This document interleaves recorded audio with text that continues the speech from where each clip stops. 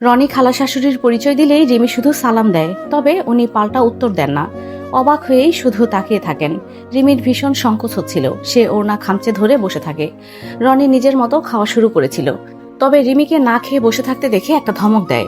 খাবার সামনে নিয়ে বসে আছো কেন? চুপচাপ খাওয়া শুরু করো, রাতেও তো ঠিকমতো খাওয়া হয়নি কারো। তারপর মা খালার দিকে তাকিয়ে বলে, আরে আমি একাই খাওয়া শুরু করে দিয়েছি নাকি? তোমরাও তো খেতে বসছো না, আম্মু খাইয়ে দিতে হবে নাকি তোমায়? সামিনা বেগম হেসে ফেলেন।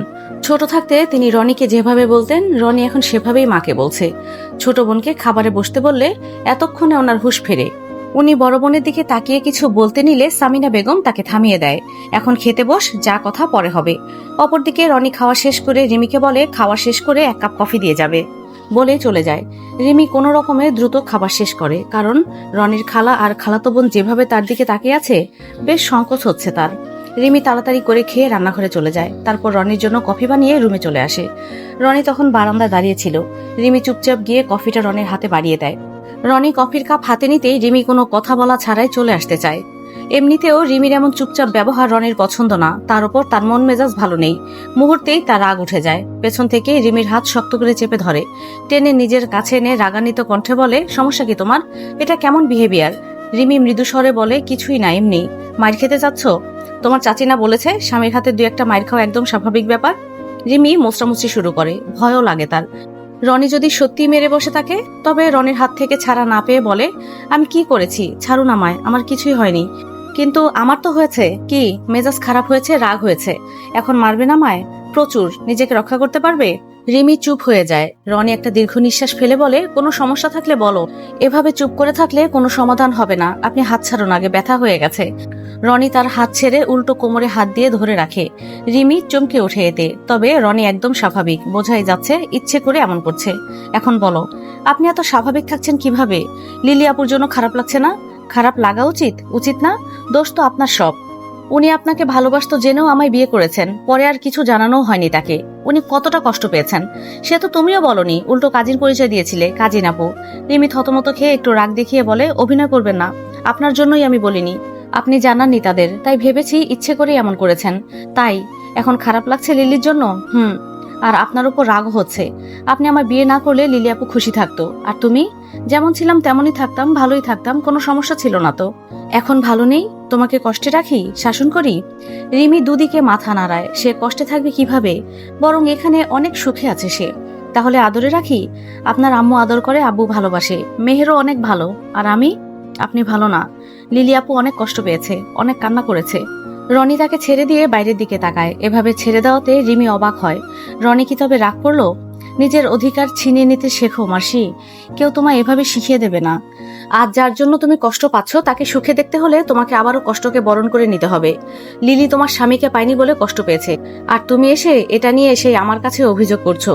আদৌ মাথায় কিছু আছে তোমার? কি নিয়ে অভিযোগ করছো, কোনো ধারণা আছে? রিমি চমকে ওঠে। সে শুধু লিলির কষ্টটাই দেখছিল, অথচ নিজের দিকটা একবারও খেয়াল করে দেখেনি। আজ লিলিকে হাসি খুশি দেখতে হলে তাকে নিজেকে স্যাক্রিফাইস করতে হবে, কিন্তু সেই স্যাক্রিফাইস করার কোনো ইচ্ছে তার মধ্যে অবশিষ্ট নেই। নয়তো সে শুধু রনিকেই হারাবে না, বরং এই সুখী সুন্দর পরিবারটাকেও হারাবে।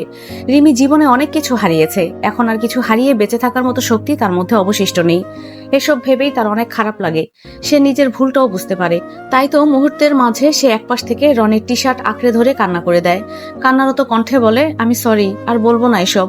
আমি আর কিছুই হারাতে চাই না, আমার সব চাই, এই পরিবারটাকে চাই, আপনাকে চাই, কিন্তু লিলিয়াপুর জন্য আমার অনেক কষ্ট হচ্ছে। রনি চুপচাপ সামনের দিকে তাকিয়ে কফি খাচ্ছিল। রিমির ফ্যাসফ্যাসানি শুনে ফোঁস করে একটা নিঃশ্বাস ফেলে, তারপর একটু মজা করে বলে, তাহলে এখন আমার কি করা উচিত তুমিই বলো, লিলিকেও এনে দিব? রিমি তড়িঘড়ি করে মাথা নাড়িয়ে বলে, না না, লাগবে না, শুধু ওনার সাথে একটু কথা বলবেন, একটু বুঝাবেন আপুকে। রিমির এমন দ্রুত মাথা নাড়া দেখে রনি ঠোঁট টিপে হেসে ফেলে। তারপর কফির কাপটা পাশে রেখে রিমির দিকে সরাসরি তাকিয়ে বলে, সে না হয় বলবো, তবে তোমাকেও বুঝতে হবে সবসময় এভাবে নিজেকে ছোট করা ঠিক না। যেখানে আমার পরিবার তোমায় মেনে নিয়েছে, সেখানে কে কি ভাবলো সেসব নিয়ে ভাবা যাবে না। সবার প্রথমে নিজের অধিকার জিনিসটা নিজেকে বুঝে নিতে হবে। অধিকার বলেই একজন তার নিজ নিজ স্থানে আটকে থাকে, অধিকার ছেড়ে দিলে তুমি নিজেকেও হারিয়ে ফেলবে। তারপর একটু থেমে বলে, এখন হয়তো ভাববে এত বোঝাচ্ছি কেন আমি, কারণ হচ্ছে তুমি বড্ড বোকা একটা মেয়ে, সামনে অনেক কঠিন পরিস্থিতির শিকার হবে, তাই আজ থেকেই শুরু, কিন্তু বাকি সব নিজেই সামলে নেবে। আমি বাঁচাতে যাব না, আগেই বলে দিচ্ছি। তাছাড়া কিছুদিনের মাঝে আমার ফাইনাল এক্সাম শুরু হবে, চারপাশে তাকিয়েও দেখবো না, তোমার দিকেও তাকাবো না, পারলে ফ্ল্যাটে চলে যাব, সব তোমাকে একাই সামলাতে হবে। রিমি ফট করে বলে, যদি যেতে না দেই, যদি একটু জ্বালাই আপনাকে, সারা বছর পড়েননি কেন? এবার ফাইনালের সময় আপনাকে যেতে দেব না, উল্টো আপনার পড়াশোনার সময় জ্বালাবো বেশি করে। রনি মুস্কি হেসে বলে, আমি তো জানতাম মা বাবার পড়াশোনার সময় বেবিরা ডিস্টার্ব করে, আমার বেবি না থাকলে কি হবে, বউটাই বেবিদের মতো দুষ্টুমি করবে বোঝা যাচ্ছে। রিমি লজ্জা পেয়ে যায়, মাথা নিচু করে দাঁড়িয়ে থাকে। রনি মিটমিট হেসে ওকে রেখেই রুমে চলে যায়। এতক্ষণ বারান্দায় দাঁড়িয়ে থেকে ঠান্ডায় কাঁপুনি উঠে গেছে। তার পিছু পিছু রিমাও রুমে আসে, তবে বেশ সময় ধরে রুমে থাকায় এবার সে নিচে চলে যায়। আর নিচে যেতেই খালা শাশুড়ির মুখোমুখি হয়। তিনি রিমিকে দেখেই মুখ বাঁকিয়ে বলেন, বউ মানুষ এত সময় ধরে রুমে বসে থাকা কোন ধরনের কথা? বাড়িতে মেহমান আসছে, কোথায় কাজকর্ম করবে তা না, রুমে ঢুকে বসে আছে। এসে যে এমন কথা শুনবে রিমি ভাবতেই পারেনি। তাকে তো কখনো রনি বাসায় থাকলে রুমে থাকা নিয়ে বাধা দেয়নি, বরং আজকাল তো তাকে রান্নাঘরেও তেমন যেতে দেয় না। আগেও যেমন হালিমা রুমানা রান্না করতো, এখনো তারাই করে। রিমি শুধু মাঝে মধ্যে সুযোগ পেলে রান্না করে, তাছাড়া প্রায় চা নাস্তার দায়িত্ব তার। এখন খালার কথায় রিমি শুধু বলে, কিছু লাগবে আপনার, বানিয়ে এনে দিব? আদৌ রান্নাবান্না পারো কিছু? তোমাকে দেখে তো মনে হচ্ছে না, আমার মেয়ে তোমার থেকে ভালো পারবে। তখন সামিনা বেগম এসে বলেন, ওহ, দৃষ্টিকে রান্না শিখিয়েছিস, তাহলে ভালোই হয়েছে। মেয়ে মানুষ, টুকটাক শিখতেই হবে। আমিও মেহেরকে রান্নাঘরে ঢুকাবো, আর 2 দিন যাক। এটা কেমন কথা বললো আপা? ছেলের বউ থাকতে মেয়েকে কেন রান্নাঘরে পাঠাবা? মেয়ে হয়েছে না, একটু তো শিখতেই হবে। রিমি, যাও তো, একটু চা বানিয়ে দাও আমাদের, তোমার এখানে বসতে হবে না। রিমি মাথা নাড়িয়ে চলে যায়। মূলত বোনের ব্যাপার স্যাপার কিছুটা তিনি আন্দাজ করতে পেরেছেন, তাই রিমিকে এখান থেকে সরিয়ে দিয়েছেন। রিমি যেতেই সেলিনা বেগম বলেন, আপা, এটা তোমরা একদম ঠিক করো নাই, না জানিয়ে রনিকে বিয়ে দিয়ে দিলে। বউয়ের ব্যাপারে খোঁজ খবর নিয়েছো কিছু? বাড়ি কোথায়, পরিবার কেমন, কিছু জানো? কোথা থেকে মেয়েটাকে ধরে এনেছো? দেখ সেলিনা, যার কথা বলছিস সে এখন আমার ছেলের বউ, বিয়ে হয়ে গেছে অলরেডি। এসব জেনে আর লাভ নেই, বরং যে যেমন তাকে ঠিক তেমনই ভাবে মানিয়ে নিয়ে চলতে হয়। তাছাড়া রিমি অনেক ভালো একটা মেয়ে, আমার ছেলের ভালো লাগলেই ভালো। সেলিনা বেগমের মুখ কুঁচকে যায়, অবশেষে বলেই ফেলেন, আমার মেয়েটা কোনো দিক দিয়ে কম ছিল নাকি? দেখতেও সুন্দর, কাজকর্ম শিখাচ্ছি। তাছাড়া আর 2 বছর গেলে ওদের দুজনেরই বিয়ের পারফেক্ট বয়স হয়ে যেত, আমাদেরও 2 বোনের সম্পর্ক ভালো থাকতো। সামিনা বেগম মুস্কি হেসে বলেন, কেন রে, এমনিতে কি সম্পর্ক খারাপ হয়ে গেছে নাকি? আমরা যেমন ছিলাম তেমনই আছি। আর শোন, তো দুলাভাইয়ের সামনে রিমিকে নিয়ে কোনো কথা বলবি না, রিমিকে উনিই বউ করে পছন্দ করে এনেছেন। সেলিনা বেগম হঠাৎ বলে ওঠেন, তাহলে তো তুমি রাজি ছিলে না, এখন ডিভোর্স? সেলিনা, একদম চুপ, আমি সব মেনে নিয়েছি, আমার কোনো সমস্যা নেই, এসব কথা যেন আর না শুনি। তোর মেয়ে মাশাল্লাহ অনেক ভালো, অনেক ভালো জায়গায় বিয়ে দিতে পারবি, দরকার পড়লে ছেলে আমরা খুঁজে দেব, তবুও যাতে এসব কথা না শুনি। তখনই রিমি তাদের জন্য চা করে নিয়ে আসে। মুখটা তার থমথমে, কারণ সে ওনাদের শেষের কথাগুলো শুনে ফেলেছে। ডিভোর্স শব্দটা শুনলেই তার বুকটা কেঁপে ওঠে। এই শব্দটা যে তার জন্য বিষের মতো। সামিনা বেগম রিমিকে বলে, রুমে যাও, পারলে মেহুকে ডেকে দিয়ে তো, সকাল পেরিয়ে যাচ্ছে, ওঠার নাম নেই। রিমি যেতে নিলেই সেলিনা বেগম বলেন, এটা কেমন কথা আপা, বেড়াতে আসলাম আর তোমার ছেলের বউয়ের হাতে রান্না খাবো না? দেখি কাজকর্ম কেমন পারে, নাকি রান্না পারে না? শাশুড়ি কিছু বলতে গেলে রিমি নিজেই বলে ওঠে, ঠিক আছে, আজকে আমি রান্না করব, কে কি খাবেন বলে দিন, নিজের সাধ্য মতো সব করার চেষ্টা করব। অপরদিকে মেহেরের রুমে বসে দৃষ্টি ফোন দেখছিল। মেহেরকে কয়েকবার ডেকেছে, ওঠেনি, একটু নড়ে চড়ে আবারও ঘুমিয়েছে। বেচারির একাকী ভালো লাগছে না, সে এবার অনার্সে উঠবে। মায়ের থেকে কিছু কিছু ইঙ্গিত পেয়ে নিজেও রনিকে নিজের ভেবে নিয়েছিল, অথচ তার ক্রাশ কিনে এখন বিয়ে করে বসে আছে। হঠাৎ তার মনে হয়, যেহেতু তারা কিছুই জানতো না, তার মানে রনির কাজিনরাও কেউই জানে না। কেমন হয় সে যদি জানিয়ে দেয়?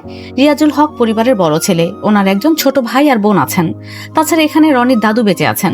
রিয়াজুল হকই একমাত্র চাকরি সূত্রে পরিবার নিয়ে শহরে থাকেন।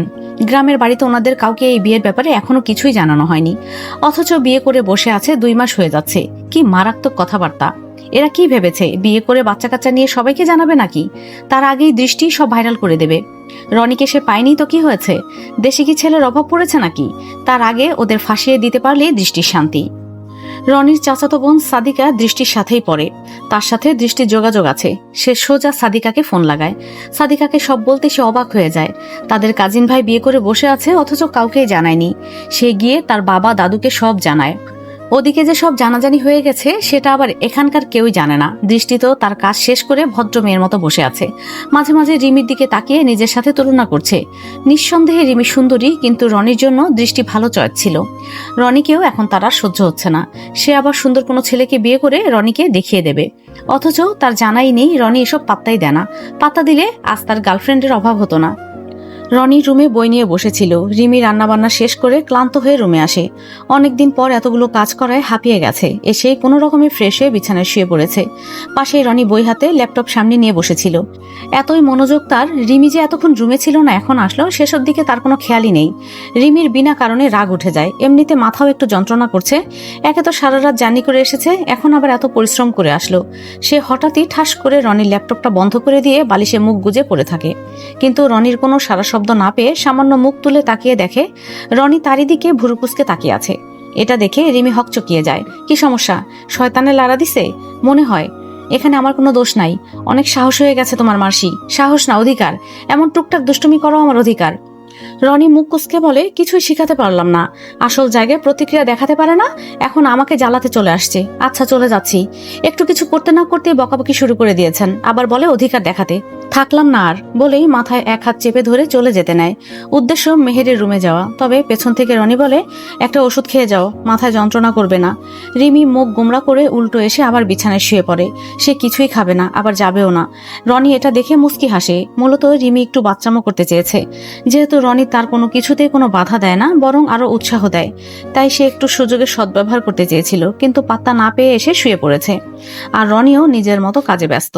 মাঝে একবার সাজিদ হিমেলকে ফোন দিয়ে সবার খবরও নিয়েছে। সবাই ঠিক আছে, শুধু লিলিরই মন খারাপ ছিল। দুপুরের খাবারের সময় গেলে খালা একবার বলে, রনি কোথায় গিয়েছিলি তোরা? বোনকেই সাথে নিতি, বউকেও সাথে নেওয়ার কি দরকার ছিল? মায়ের দিকটা একটু খেয়াল করলি না কেন? রনি খাওয়া চলমান রেখে বলে, কি যে বলো না খালামণি, আম্মু তো নিজেই রাজি হয়েছিল। তাছাড়া বউ হয়েছে বলে কি ঘুরতে যাওয়া যাবে না নাকি?